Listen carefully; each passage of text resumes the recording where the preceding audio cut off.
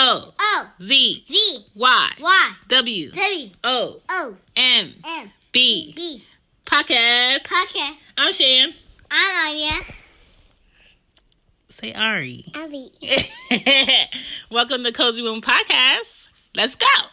Hey, this is Shan, mom of the girls. Thank you for checking in. If this is your first time at Cozy Womb Podcast, welcome.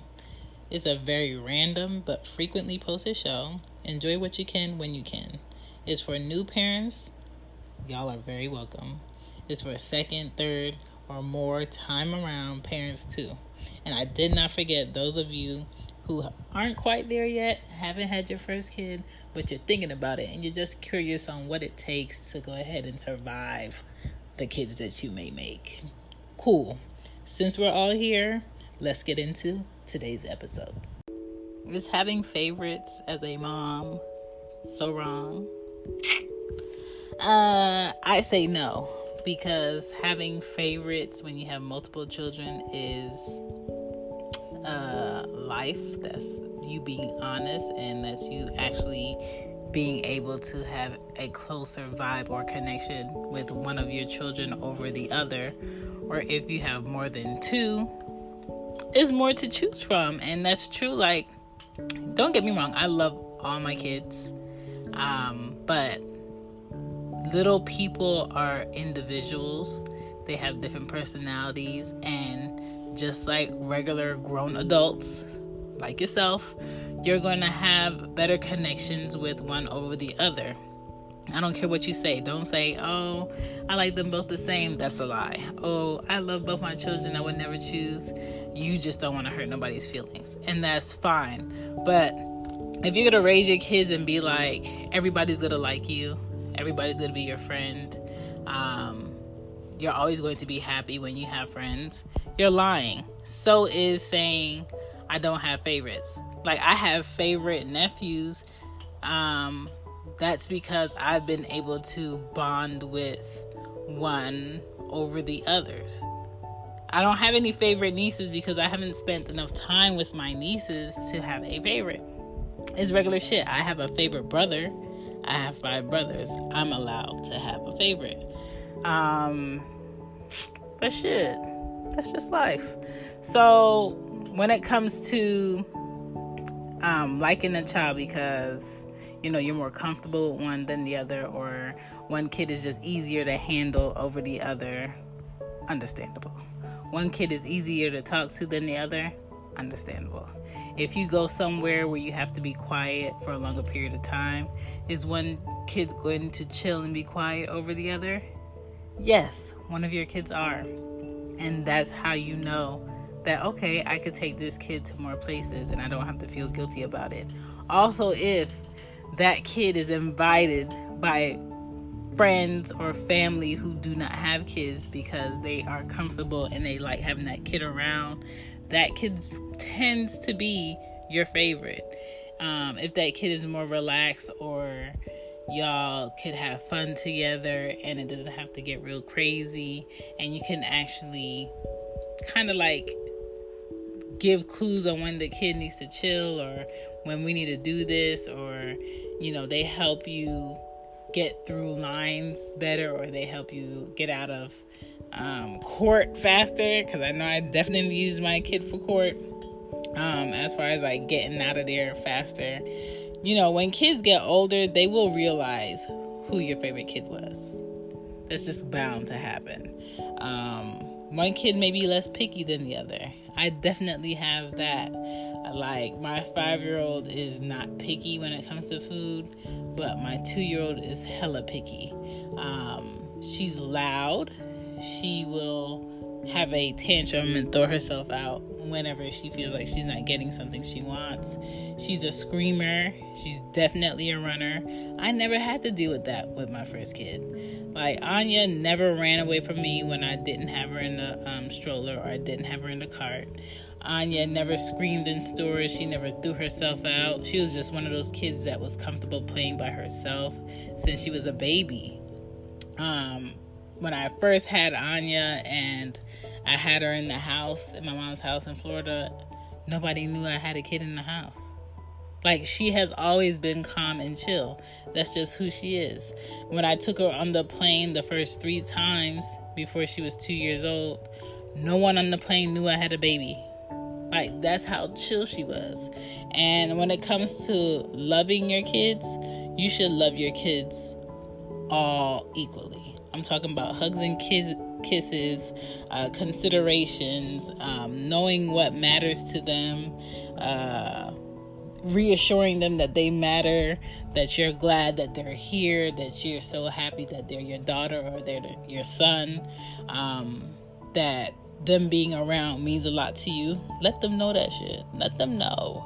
Because a lot of kids right now are being bullied by the outside world, meaning the people outside of your house, the people on the internet, the people on social media, and they're killing themselves because they feel pressure and they feel like nobody wants them to be around, nobody wants them here. And the only way we're going to be able to fight the fights that we're not around for through our kids is reassuring them that they matter, that they are a big deal when it comes to us as parents, that them being hurt would devastate us, that they just know, like, you could call me whatever you want to call me in school, you could call me whatever you want to call me here on the playground, you could call me whatever you want to call me on social media or over the internet, but I know my mom or my dad will come for your neck.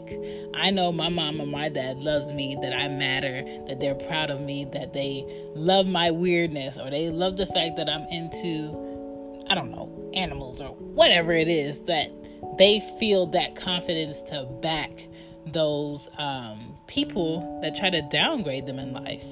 And that comes with you putting love into your kids. It's not just surface stuff. It's like, mentally, you gotta love them.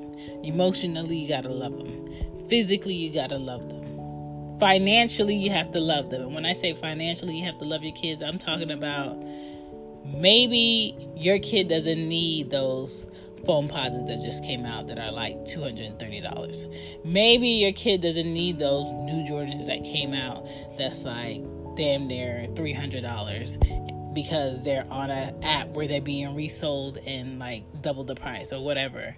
Maybe your kid just needs some nice kicks. Well, it could be Vans, which are definitely going to be under $100. Where it could be Converse, which are definitely going to be under $100. You don't have to spend this adult shopping money on your kids in order for them to be good in school. Like, I'm not stressing name brand clothes from head to toe on my kids, but I guarantee you, if I go out the house and I'm looking clean from head to toe, I'm having some type of name brand on me somewhere. It doesn't have to be from head to toe, but my clothes are clean, I smell good, I look good, my hygiene is in check. My kids' hygiene is the same way. My kids' clothes is the same way. My kids' manners are the same as mine. That's how you put love into your kids, and a lot of people don't do it in the right sense. Just because your kid has on nice clothes and you send them to school and you haven't asked them when was the last time you had homework, you haven't asked them how are you doing in math class, how are you doing in science, how are you doing in English, what's going on in school, how are your grades. If you're not concerned with that and you don't ask those questions, and you're not in the uproar when they're having trouble in the class, or you don't even know that, you're not doing what you need to do as a parent. And that has nothing to do with having favorites. And I know some parents do check in more with one kid over the other. Oh, my kid, my son, he plays an instrument, and my son has good grades, and my son has a recital, but you don't know what your other son is doing. You don't know that your other son is into. You don't care to go to any of your other son's events. That type of favoritism, I'm not with. I'm definitely not with that. That type of favoritism where you have 2 kids that you take them out to eat and you bring food in the house, and then you have 2 kids in the house also that don't have food, that didn't go out with you and you didn't bring them anything. I'm not with that. That's you being childish and you not being a loving parent, period. That's what that is. But that's all I have to say about the love part. When it comes to preference, you have preference on who is easier to deal with, who is more open, who is a good helper, who you bond with better, who you can have in the passenger seat with you when they're of age to not be in a car seat. Because I don't play that. Be in the back on your car seat if you're supposed to be in a car seat. But you basically can share silence with them, or you basically could ride in the car and just listen to music and not even have to talk all the time. Or they can go shopping with you, or you actually going to the library with them because you're good on, finding the thing that they like and not bother you. That type of bonding, if y'all have that, that's understandable. Go ahead and have your favorite. If you could relate more to one child over the other, understandable. Go ahead and have your favorite. But when it comes to oldest versus youngest, and that's why they're a favorite, I don't get that. I pick favorites based on personality, based on actions that are given, based on effort. That's how I pick favorites. As far as health reasons, I don't pick favorites. Just because one kid is never sick or never making me take him to the doctors, and the other kid is just a curious George. And when I say curious George, I'm talking about the one that's, standing up in the cart when they should be sitting down and could topple over. The one that's always trying to jump off of ledges and do crazy things that your other kid didn't do. The one that's trying to run into the street instead of walk to the car. That kid, I don't have favorites because one does that and the other one doesn't. But I just know that this kid is just going to need more of my attention in this area. That's cool. I don't pick favorites over gender. If I have a girl and I have a boy, I'm going to love them the same. I'm not going to have a favorite because this is a girl. That's why I do more so, things with her versus that being boy. I wish I had a son. I wish I had a son because I would want to show my son what he should do as far as dealing with women in this world. And I'm talking about his sister, what he should do. His grandmother, what he should do. His teacher, that's what he should do. Strangers in the street that are women, what he should do. I would love to share that with my son if I had a son, but I don't have a son. And I will never pick favorites over my daughter and my son if that was the case. I'll just pour love into them on what I felt like I've seen growing up from a male and a female that they probably did not get. That's how you become a parent. You fill in those holes from the people you had, any type of relationship along the way of you becoming an adult. You fill in those holes of love and dedication and effort into your kids. That's how I, measure my parenting on what I see. I think parents should have done growing up with other people, and then I pour it into my kids. When it comes to personality, I definitely pick favorites based on personality because personality is something you can't change. Personality is something you can't train them to have. It's just within them. It's just their character. It's something built in to their DNA of who they are. When it comes to responsibility, you're always going to have that kid that's more responsible than the other kid, or that kid that's you can rely on them to pick something up for you at the store that's important before it closes over the other one because they're going to forget it. You're always going to have that kid.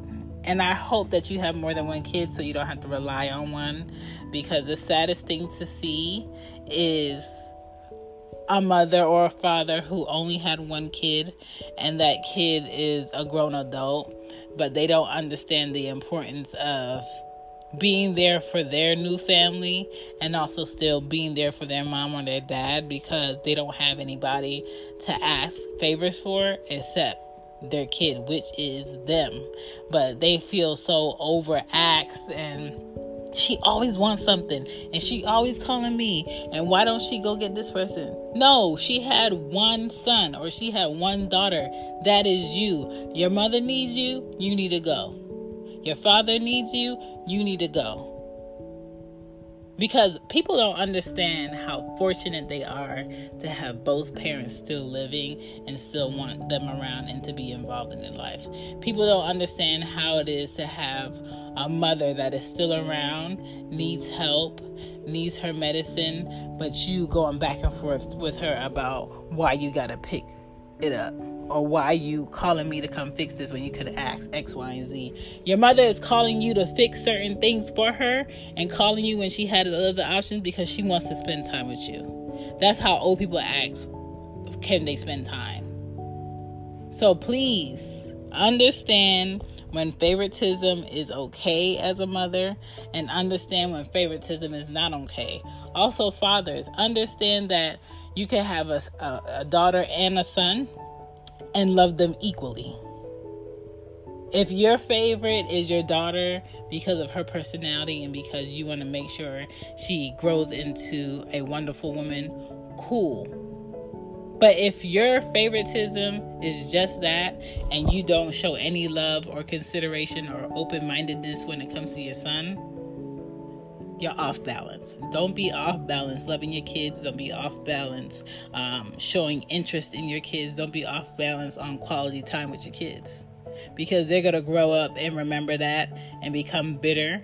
And sometimes males become the parent that didn't put in the work that they wanted, and then they in turn become shitty parents to their kids, and then that just keeps happening. Also, mothers, if you treat your daughters a certain way growing up and they feel holes or emptiness, or feel like, oh, my mom didn't do this, and they become adults and they have children, they might not show that love that they wanted as a kid from their mother and not give it to their kids because they feel like, if I didn't get it, you shouldn't get it. So that's why you have to have balance. You have to be considerate, and you have to be open-mindedness. Open-mindedness, what is that? You have to be open-minded to what routines you're creating and what habits you're putting into your kid's character from the things that you do and the things that you don't do. But that's all I have on having favorites. I think you can have favorites as a mother or a father. You just have to have some balance in how you spend quality time with all of your kids. And you have to understand that the reason why your kid is your favorite is not based on something they cannot change. Bye. It was lovely speaking with you. Toodles.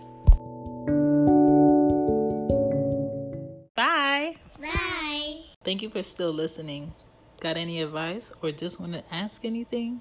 You can reach me on IG at Cozy Womb Mama or at whoisshan.com, or you can email me at cozywombmama@gmail.com. Thanks.